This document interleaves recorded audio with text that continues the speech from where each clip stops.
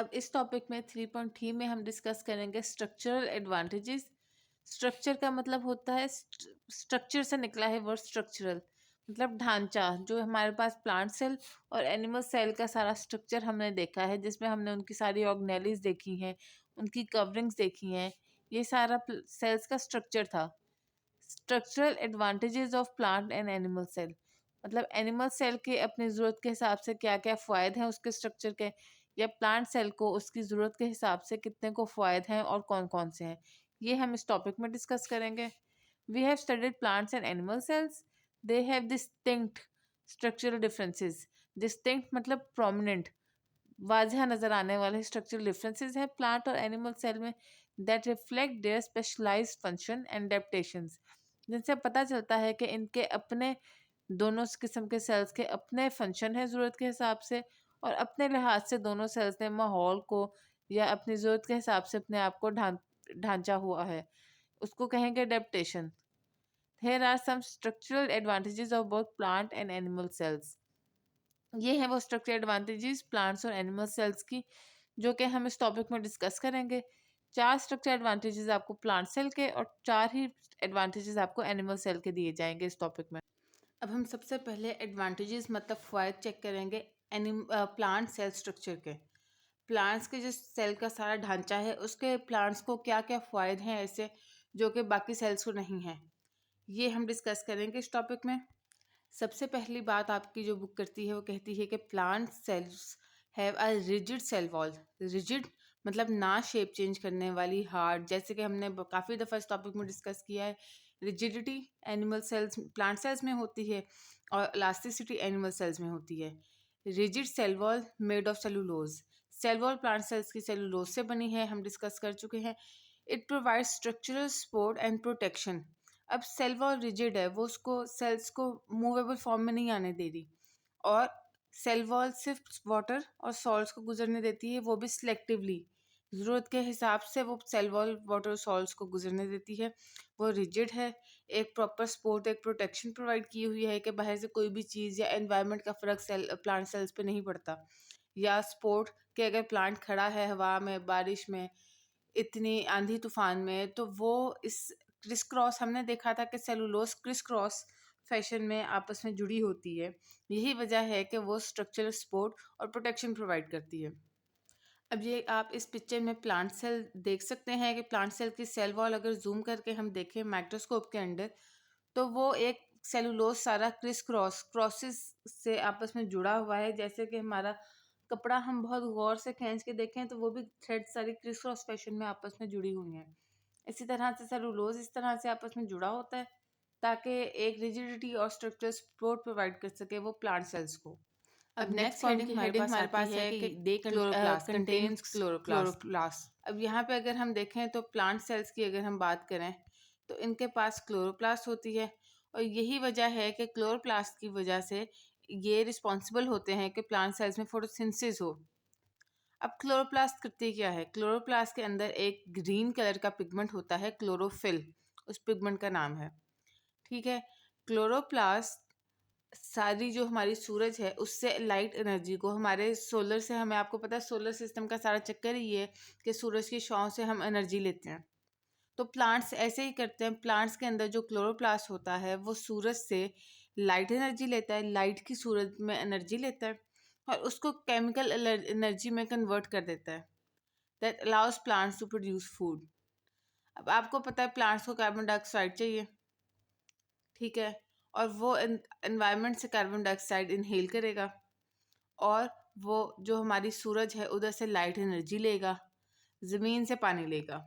अब यहाँ पिक्चर में भी आप देख सकते हैं कि कार्बन डाइऑक्साइड प्लांट ने ली, ज़मीन से पानी खींचा, हवा से कार्बन डाइऑक्साइड ली, और आसमान से सोलर एनर्जी ली, लाइट एनर्जी ली, ठीक है। इन तीनों की मौजूदगी में फोटोसिंथेसिस का प्रोसेस हुआ, और क्या बना? ग्लूकोज और कार्बन डाइऑक्साइड। कार्बन डाइऑक्साइड हमारे हवा में उसने दोबारा एक्सहेल कर दी प्लांट ने, ठीक है, और ग्लूकोज के अंदर, अब आपने एक बात जहन में रखनी है कि एनर्जी कभी भी ख़त्म नहीं होती। एनर्जी हमेशा अपनी फॉर्म चेंज कर लेती है लेकिन मौजूद रहती है, ख़त्म गायब नहीं हो सकती एनर्जी। तो ये जो लाइट एनर्जी थी या ये जो सोलर एनर्जी थी वो फोटोसिंथेसिस की मदद से चेंज हो गई, केमिकल एनर्जी में चेंज हो गई। और वो केमिकल एनर्जी अब रिएक्शन के बाद कहाँ है? वो ग्लूकोज के अंदर है, वो हमारे खाने के अंदर है। जो प्लांट्स खाना बनाते हैं, ग्लूकोज बनाते हैं, उसमें वो केमिकल एनर्जी डाल देते हैं। तो ये जो फोटोसिंथेसिस का सारा रिएक्शन है, इसमें क्लोरोफिल का काम यही है कि उसने हमारी जो सोलर एनर्जी या लाइट एनर्जी है वो प्लांट को कैप्चर करके देनी है। इस सारे रिएक्शन में जो लाइट एनर्जी आ रही है वो प्लांट तक पहुंचा, प्लांट के खींचने के लिए क्लोरोफिल बहुत ज़रूरी है। क्लोरोफिल मेजर रोल, मतलब मेन रोल ही क्लोरोफिल का है कि वो सोलर एनर्जी खींचता है या लाइट एनर्जी, एक ही बात है। लाइट एनर्जी खींच के तो प्लांट्स को देता है ताकि वो उस लाइट एनर्जी से खाना बना सकें, उस लाइट एनर्जी को केमिकल एनर्जी में कन्वर्ट कर सकें और ऑक्सीजन हवा में वापस एक्सहेल कर सकें। अब एक और जो खसूसियत हमने प्लांट स्ट्रक्चर्स में देखी थी वो थी सेंट्रल वैक्यूल की। प्लांट्स के में लार्ज सेंट्रल वैक्यूल होता है। अब उस सेंट्रल वैक्यूल में हमें पता है कि हमने मोटा मोटा बात की थी तब के सेल सैप होता है। वैक्यूल के अंदर जो फ्लूइड सारा फिल्ड होता है वो होता है सॉल्ट और वाटर। अब यहाँ पे वो बताता है कि सेंट्रल जो वैक्यूल होता है वो पानी और न्यूट्रिशन मतलब खुराक और वेस्ट प्रोडक्ट जो उसने सेल ने बाहर निकालने होते हैं, उन प्रोडक्ट्स को सारे सेंट्रल वैक्यूल में प्रेजेंट होते हैं। It provides turgor pressure that maintains cell shape. Turgor pressure वो प्रेशर है जो सेंटर में पड़ा हुआ वैक्यूल इतना बड़ा इर्द गिर्द की ऑर्गेनेलीज पर डालता है, बाहर की तरफ धकेलता है उनको, और उधर से सेल वॉल उनको बाहर निकलने नहीं देती। तो वो जो एक प्रेशर क्रिएट होता है वो है टर्गर प्रेशर। और ये टर्गर प्रेशर भी सेल वॉल के साथ रिजिड होने के साथ साथ ये टर्गर प्रेशर भी जो प्लांट्स होते हैं उनको एक स्पेसिफिक स्ट्रक्चर प्रोवाइड करता है, उसकी जो सेल शेप है उसको मेंटेन करता है। ये आप सेंटर में भी देख सकते हैं पिक्चर में कि सेंटर में वैक्यूल पड़ा है और उसने बाकी सारे ऑर्गेनेल्स को साइड्स पे किया हुआ है, और उधर से जो आउटर सेल वॉल है वो एक रिजिडिटी प्रोवाइड कर रही है और ये टर्गर प्रेशर अंदर से क्रिएट कर रहा है हमारा सेंट्रल लार्ज वैक्यूल। एंड पे हमारे पास आता है प्लाज्मोडेस्माटा की हेडिंग। जो हमारे पास प्लांट सेल्स होते हैं ये आपस में जुड़े होते हैं प्लाज्मोडेस्माटा के थ्रू। प्लाज्मोडेस्माटा वो चैनल्स या वो रूट्स होती हैं जो अलाउ करती है direct communication and transport of substances between cells. मतलब ये कि साथ साथ वाले जो सेल्स होते हैं इनकी दीवारों के दरमियान प्लाज्मोडेस्माटा दरवाजे का काम करता है। जितनी भी कम्युनिकेशन, आना जाना, ट्रांसपोर्ट ऑफ मटेरियल है वो इन चैनल्स के थ्रू, इन रूट्स के थ्रू होता है, इन दरवाज़ों के थ्रू होता है, जिसको हम कहते हैं प्लाज्मोडेस्माटा। यहाँ पे अब हमारे advantages of plant cell structures finish होता है। नेक्स्ट हम डिस्कस करेंगे advantages of animal cell structures. अब जो हमारे पास एनिमल सेल के एडवांटेजेस हैं उसमें सबसे पहले तो सेंट्रियोल आ जाता है। वो ऑर्गेनेली जो बाकी ऑर्गेनिजम्स के पास या प्लांट सेल्स के पास नहीं होता। अब ये सेंट्रियोल जो है ये निकालता है थ्रेड लाइक स्ट्रक्चर्स जिनको हम कहते हैं स्पिंडल फाइबर्स।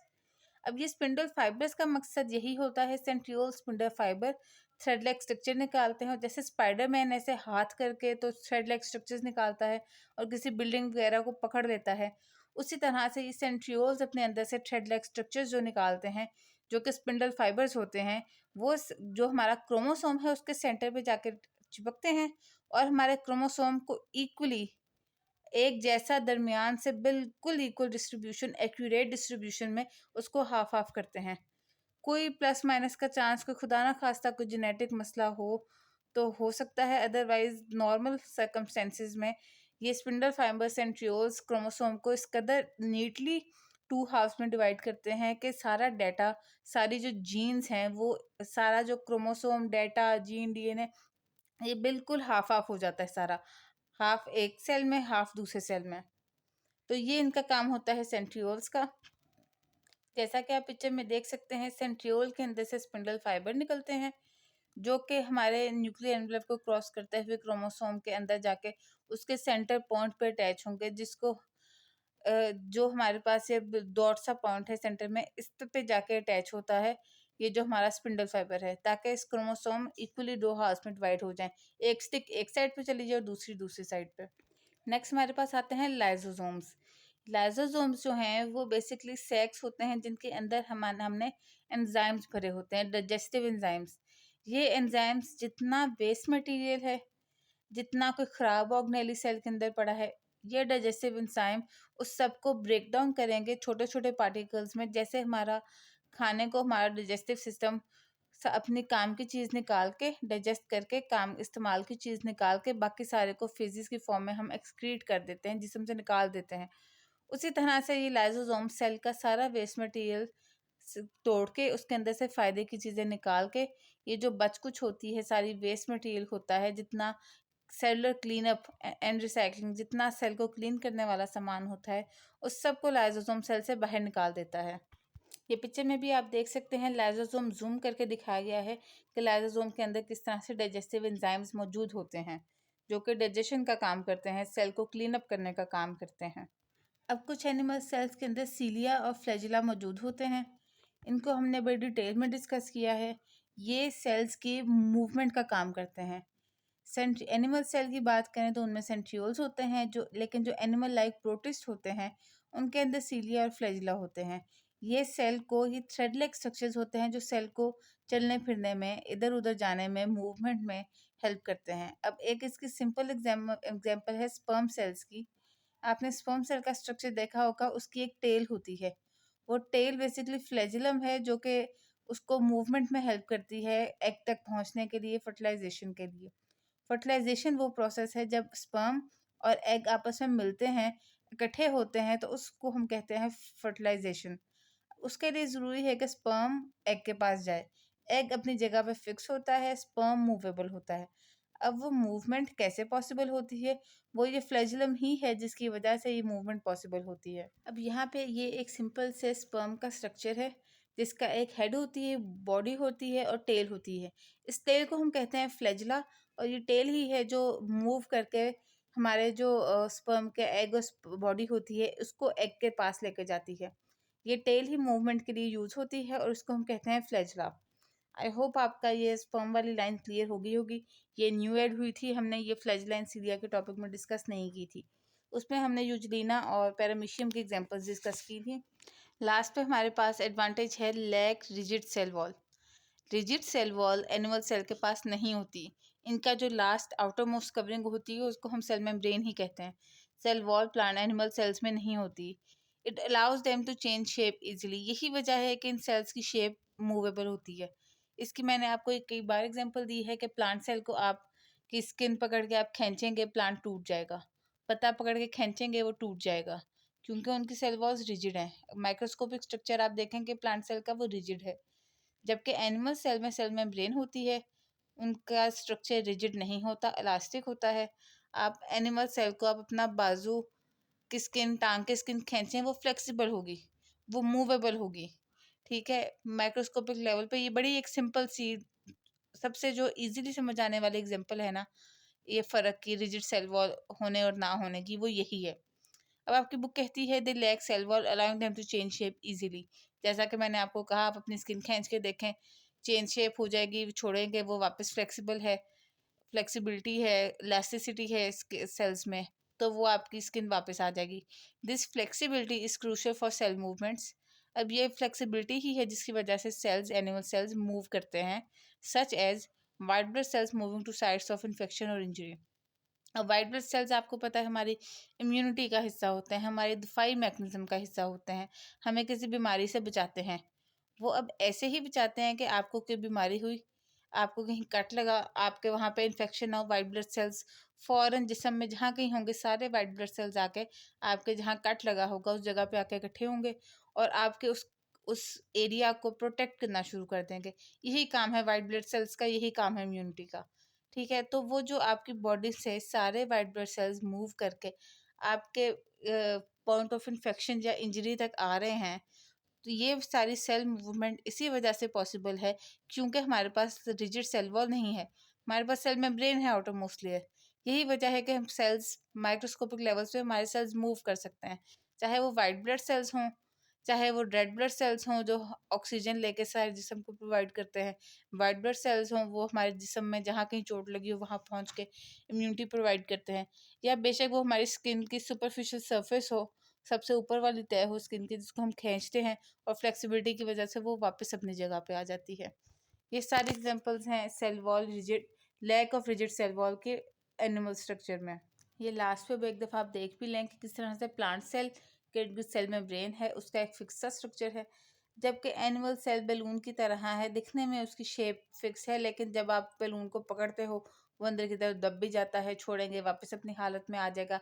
इसी तरह से एनिमल सेल में ब्रेन आटोमस कवरिंग होने से ये बैलून की तरह के हमारी सेल्स हो जाते हैं।